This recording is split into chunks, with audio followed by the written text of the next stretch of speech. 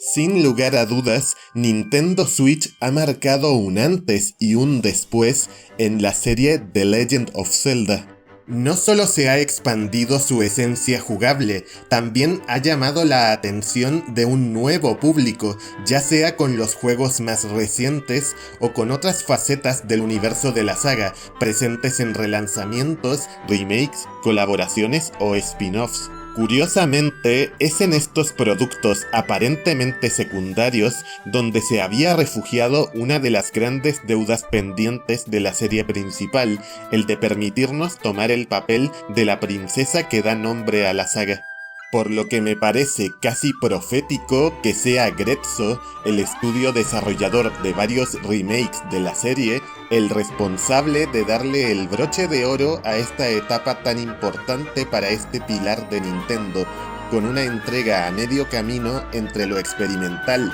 y lo clásico, donde el futuro de Hyrule depende esta vez de la princesa Zelda. The Legend of Zelda: Echoes of Wisdom es una entrega bidimensional de la saga que reutiliza el motor gráfico del remake de Link's Awakening, aunque con propósitos muy diferentes a este. De hecho, su historia nos devuelve a un Hyrule muy familiar, pero con una diferencia clave: la presencia de brechas que conectan esta tierra con el mundo del vacío, que invaden periódicamente el reino, tragándose personas, criaturas y terrenos enteros. Un valiente joven llamado Link busca ponerle fin a este oscuro fenómeno, pero termina cayendo en esta dimensión, no sin antes liberar a la princesa Zelda de las garras del monstruoso Ganon. Pero esto solo es el comienzo de la historia de esta chica, ya que poco después, Zelda conocerá a Tree, un extraño ser que se encarga de restaurar lo consumido por el vacío y que pide ayuda a la princesa para rescatar a sus compañeros que han desaparecido, por lo que ambos deberán huir del castillo para encontrar la forma de salvar a sus seres queridos y al mundo en el proceso. Es una historia muy clásica de la saga, y sin ser ni por asomo una obra maestra, es algo a lo que me ha gustado volver, ya sea por unos personajes simples pero muy queribles, ciertos detalles disruptivos que dan más interés y trasfondo a esta nueva leyenda, o una sensibilidad bastante presente en determinados momentos, ya sea para abordar los pequeños problemas del día a día, así como para darle una dosis de dramatismo a las consecuencias que causa la amenaza de las brechas en el mundo. Sin embargo, el mayor cambio no está en la narrativa, sino en la jugabilidad. Y es que, a diferencia de lo que parece a primera vista, este juego busca aunar aspectos muy concretos de los Zelda más clásicos y de los más modernos. Es algo que se nota especialmente en la forma de desplazarnos por el mundo, ya que si bien contamos con escenarios de vista aérea y de vista lateral como en el citado remake de Link's Awakening, nuestro movimiento no está limitado por una cuadrícula, aparte de que podemos mover ligeramente la cámara y hasta fijar objetivos, como ocurre en Tunic o cualquier celda tridimensional. Esto se combina con que el mapa hereda el motor de físicas e interacciones elementales de los juegos más recientes, al estilo de las primeras demos internas de Breath of the Wild, por lo que muchos elementos tienen gravedad y peso propios. Podemos generar incendios en zonas de hierba, apagar fuegos usando agua o viento, o ver cómo los escenarios y sus habitantes son afectados por cambios en el clima, por poner algunos ejemplos. Pero no hay nada que demuestre mejor el espíritu híbrido de este juego que los poderes de su protagonista, centrados en replicar objetos y criaturas. Zelda posee un cetro que puede memorizar ciertos elementos de los escenarios, lo que nos permite realizar copias de ellos en cualquier momento y lugar de la aventura. Por dar más ejemplos, podemos crear escaleras hechas de mesas, puentes hechos de cajas, crear cántaros o piedras para obstaculizar o arrojar a los enemigos, o incluso apropiarnos de ingenios que lanzan aire o fuego, crean luz o atraen a los monstruos, lo que permite resolver situaciones usando la lógica del propio mundo. De hecho, nuestro compañero Tree también nos ayudará con esto, prestándonos su poder para manipular prácticamente cualquier elemento interactuable, incluyendo la mayoría de enemigos, rocas gigantes o nuestras propias invocaciones, ya sea moviéndolas al andar o vinculándonos a ellas para imitar su patrón de movimiento, lo que además de facilitarnos el explorar e interactuar con el mundo, amplía las posibilidades para resolver combates, puzzles y situaciones de plataformas de formas alternativas. Esto no termina aquí, ya que al derrotar a enemigos normales, también podemos memorizarlos y copiarlos, permitiendo rodearnos de guardaespaldas que nos defiendan, que destruyan obstáculos, activen interruptores o que nos ayuden a desplazarnos a zonas difíciles de alcanzar, aunque dependiendo de cada criatura, puede ser más o menos idóneo mandarlos a combatir, ya que su inteligencia artificial se reduce a unas pocas acciones, sin mencionar que se pueden atascar con obstáculos o negarse a actuar si no hay enemigos cerca. Esto parece un contra, y a veces lo es, pero en general parece estar hecho adrede, ya que nos obliga a dirigir y reposicionar nuestras invocaciones cada poco tiempo, lo que implica que por norma, Zelda debe estar cerca de los combates al momento de invocar, por lo que habrá que tener cuidado con nuestra protagonista, ya que no solo es bastante poco ágil, sino que no es demasiado resistente a los golpes, sobre todo en los primeros compases del título. En total, existen más de 100 réplicas a encontrar por todo Hyrule, entre objetos simples, máquinas, enemigos y otras cosas, aunque nuestro poder de invocación estará limitado por los puntos de Tree, ya que cada réplica ocupará una cantidad variable de ellos según lo eficaz que sea, y si queremos seguir invocando, deberemos borrar réplicas anteriores. Pero si no queremos depender siempre de nuestras réplicas para luchar, Zelda también podrá atacar de forma independiente, usando un modo especial donde se transformará en toda una espadachina. Esta transformación la conseguiremos a partir de cierto punto en el juego, y nos permitirá no solo dañar directamente a los enemigos con las armas de Link, sino bloquear con el escudo o ganar más agilidad y capacidad de salto, aunque al igual que las réplicas, este modo está limitado, en este caso por una barra de energía que no se regenera en circunstancias normales, por lo que tendremos que usar este recurso solo cuando sea necesario o hacer acopio de pociones para recuperar energía cuando nos haga falta. Esto crea unos combates que tienen su maña, pero que se equilibran por las posibilidades a nuestra disposición y las muchas formas que existen de recuperar vida en este juego, por lo que recomiendo activar el modo heroico en el menú de opciones para hacer este apartado más desafiante si ya nos hemos familiarizado con el ritmo de la aventura.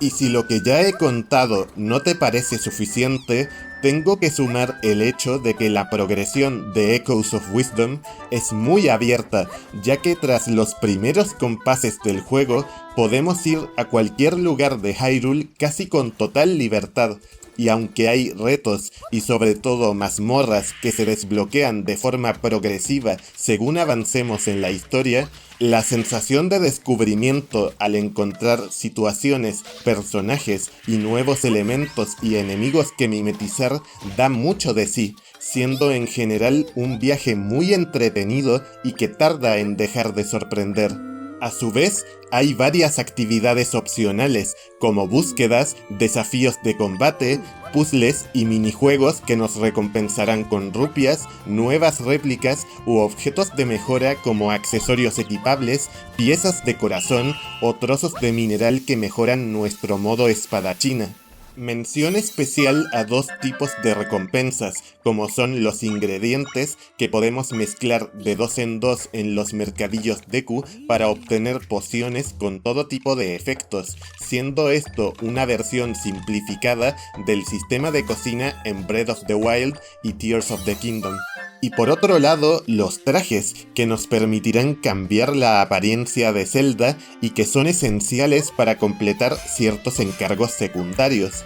De hecho, el juego es compatible con las figuras Amiibo de la serie The Legend of Zelda para obtener tanto ingredientes aleatorios de forma diaria como 3 colores de traje exclusivos.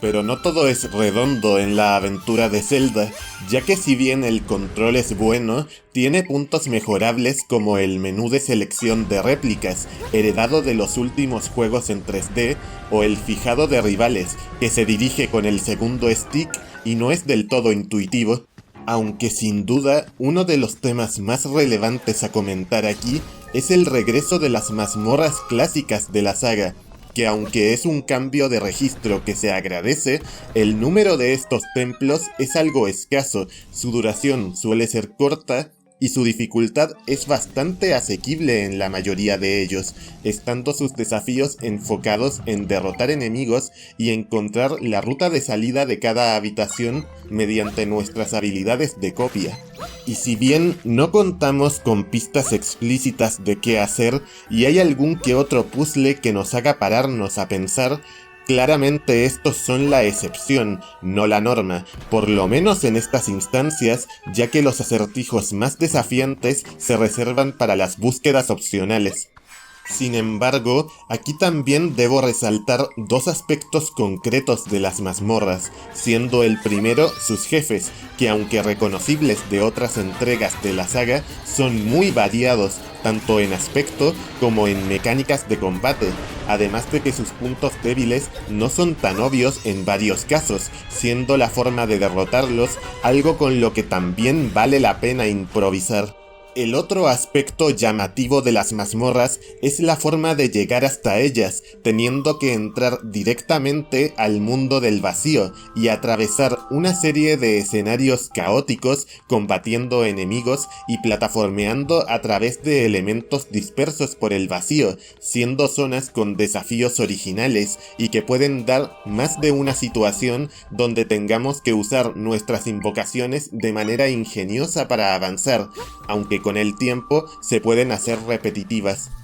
El apartado visual sigue siendo bonito y agradable, representando los distintos ambientes del mundo de Hyrule con un buen nivel de detalle, así como sus entrañables personajes, destacando la variedad de enemigos y razas que hay en este juego, aunque arrastrando ciertos defectos técnicos y de rendimiento desde su predecesor en 2019, sin mencionar que los bordes difuminados siguen molestando de vez en cuando. También llama la atención la perspectiva menos cenital de muchas cinemáticas, aprovechando para crear momentos más impactantes que en Link's Awakening, pero por el contrario, pareciera que existen menos animaciones para las conversaciones mundanas que en dicho juego. Por otra parte, la banda sonora está dirigida por Hajime Wakai y supervisada por Mahito Yokota, con un enfoque musical más clásico que ambienta de forma notable casi todas las zonas, aunque destacando sobre todo las acertadas reinterpretaciones de temas clásicos de la saga, así como los temas para momentos emocionales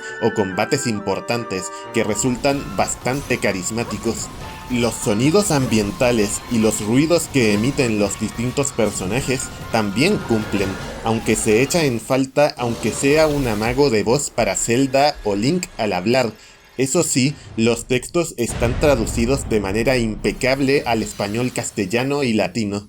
Echoes of Wisdom es, ante todo, una aventura divertidísima y para todos los públicos, y que además ofrece el punto de encuentro más cercano hasta el momento entre la fórmula clásica de la saga Zelda y su vertiente abierta más reciente. No obstante, este enfoque también provoca ciertos contrastes, dando lugar a un juego donde lo que más brilla es explorar su mapa, encontrar nuevas herramientas y usarlas para resolver retos a nuestra manera, pero por el contrario, casi todo lo demás que lo rodea es excesivamente clásico, diluyendo la sorpresa del mundo a medida que avanzamos y desaprovechando alguna que otra oportunidad para ofrecer algo verdaderamente nuevo en el primer juego principal de la serie protagonizado por Zelda. Además que entre esta amalgama de conceptos hay ciertos apartados que podrían haber dado algo más de sí